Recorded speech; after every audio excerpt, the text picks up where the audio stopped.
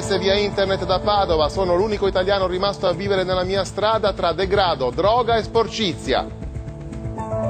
Un vero e proprio SOS lanciato da un uomo che abita in una strada di Padova, Diana Paoli.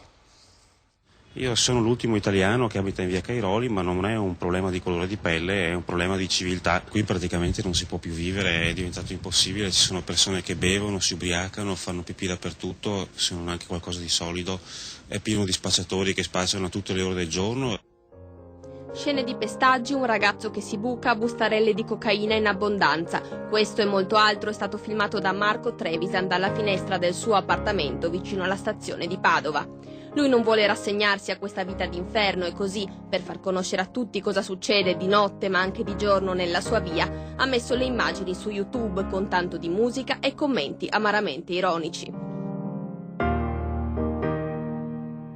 La mia ragazza viene continuamente aggredita, io sono stato oggetto di minacce più volte e non riesco a dormire di notte per il rumore che c'è, l'ambiente è sporco, c'è sporcizia, c'è rumore, il disastro, è impossibile continuare a vivere qui.